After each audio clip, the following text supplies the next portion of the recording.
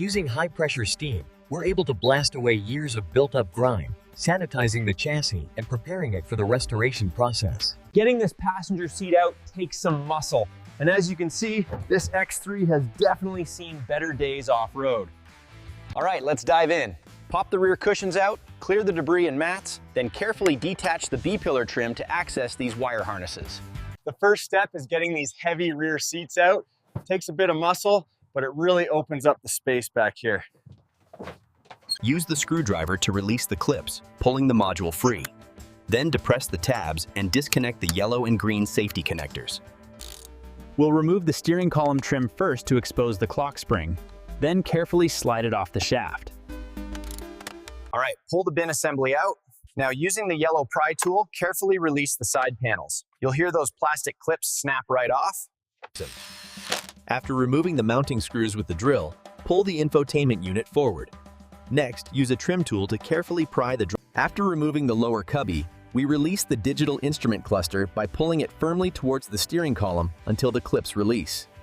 We pull away the light-colored A-pillar fabric trim, then unbolt the entire steering column assembly, sliding the controls off the shaft. We're pulling up the heavy foam insulation and moving to the console. Using the drill, we unscrew the metal heat shield covering the electronic control module. After clearing the transmission tunnel and disconnecting the ECU, we move to the trunk. Pulling up these floor panels reveals the With the insulation finally out, it's time to organize this massive web of wires. We're clearing the deck for the rebuild. Now we apply the foam, ensuring full saturation of the exterior and these separate door panels to really lift that deep-seated grime. We start by saturating the engine bay with cleaner, then switch to high-pressure water. Look at that grime getting blasted away as the water rushes out.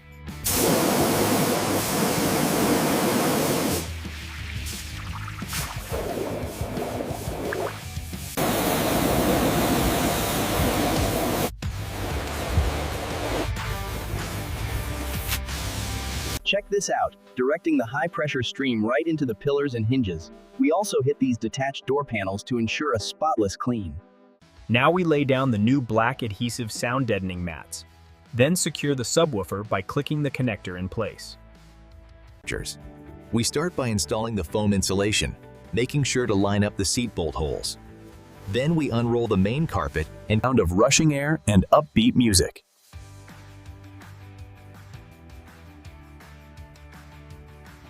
We position the heater core unit into the firewall, ensuring it's flush.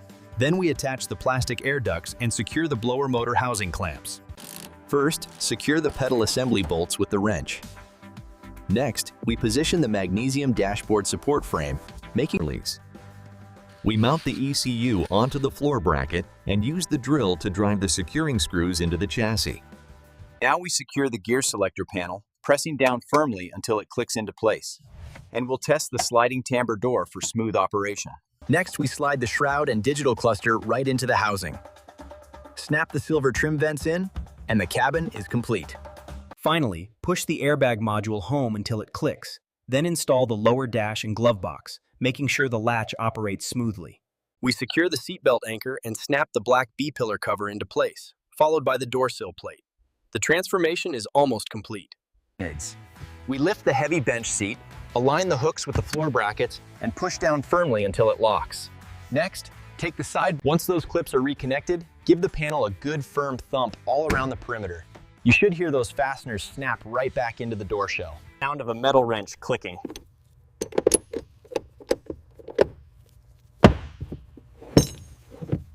Snapping these gray side panels into place with the push pins. Now we slide the retractable cargo cover into the tracks, pull it tight to test the tension. We'll inspect the drive belts and pulleys closely for wear. We recommend replacing the worn unit with a fully refurbished block like this one. After pressure washing the chassis, we use an impact drill to swiftly remove the valve cover bolts from the cylinder head. Now we're removing the camshaft timing bolt. Using the specialized wrench, we carefully back out the fastener. Using the power wrench, remove all the carrier bolts. Then, carefully lift the camshaft straight out, minding the valve springs underneath. Sound of heavy metal clinking and music.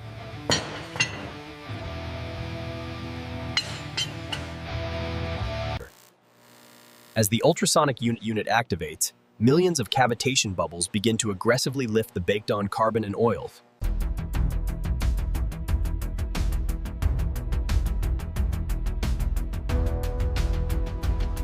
As the bearings are pressed into the saddle, we apply a liberal amount of high-quality engine oil to the journals and the bearing surface itself. After setting the crankshaft, we install the main caps. Using the digital torque wrench, we tighten the bolts until the specified torque is reached.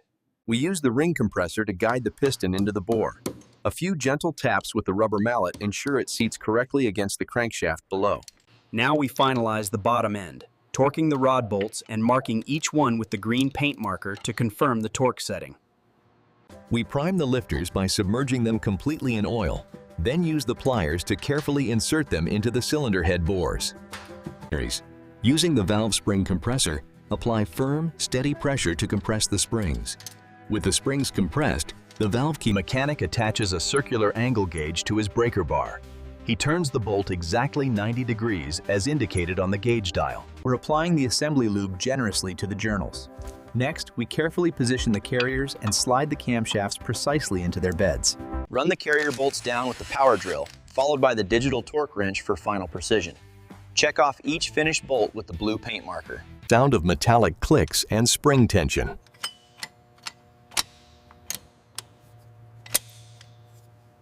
After threading the chain, install the guides and tensioner. Use the specialized locking jig to hold the camshafts at TDC, then torque the bolts to spec. Instrumental music fades into mechanical sounds. Sound of metal on metal and background music.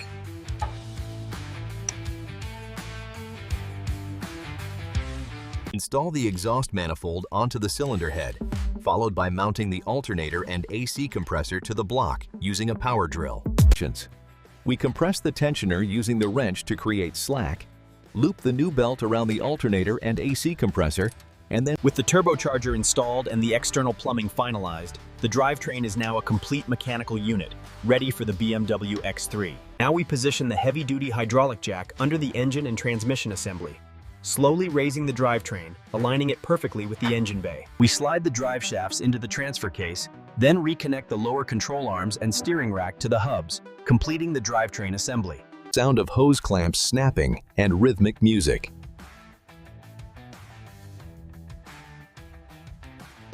With the twin-power turbo cover secured, we add the factory-specified engine oil and blue washer fluid, finalizing the assembly.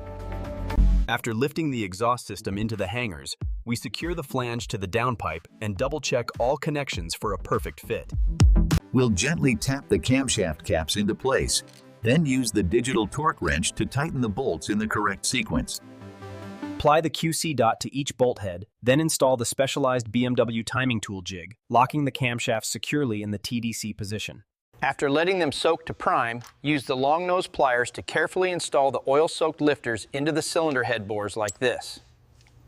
We rotate the engine stand 180 degrees to reveal the bottom end. Then, apply a thin, consistent... Next, grab your installation tool and the mallet. We're going to tap this rear main seal into the engine block until it sits perfectly flush with the housing. Using the spring compressor, we secure the torsion springs. This tool handles the high tension. Then we install the Valvetronic. Install the yellow plastic chain guides and secure them with the high tensile bolts. Then, mount the hydraulic chain tension. With the locking tool securing the cams, we use a breaker bar to apply the final specified torque to the central camshaft bolts. Use the impact driver to run the bolts down rapidly in the correct sequence. Then, grab the torque wrench for the final pass, ensuring that uniform seal. Mount the alternator and AC compressor to the engine block. Use the power drill to secure the mounting bolts. Then, using the long-handled wrench, pull back the tensioner arm. Carefully slide the belt over this final pulley, then ensure the gaskets are in place, then secure the manifold bolts with a socket wrench. Finish by connecting the vacuum lines and sensor wiring harnesses. With the new ignition coils secured, we reinstall the BMW twin-power turbo cover, completing the engine dressing. Using the ring compressor, gently tap the piston down into the cylinder bore with the rubber mallet until it seats flush. Using the digital torque wrench, we apply the final specification, 14.52 Newton meters. Listen for the confirmation beep. The brass oil jets are secured in the block.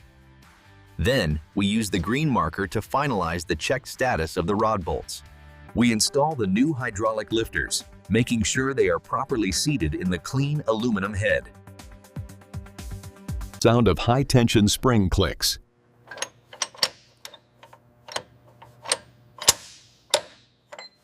With the camshafts in place and the carrier bridge positioned, we begin threading the mounting bolts. It's critical to follow the specified torque sequence for final assembly.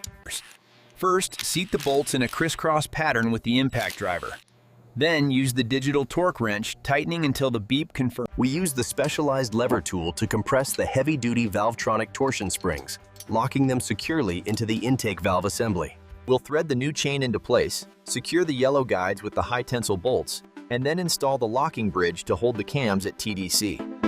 With the Vanos gears mounted and the alignment checked, we apply the final precise torque to secure the camshafts. After verifying the timing and removing the jigs, apply the sealant. Then carefully lower the valve cover. Sound of the impact driver and rhythmic music.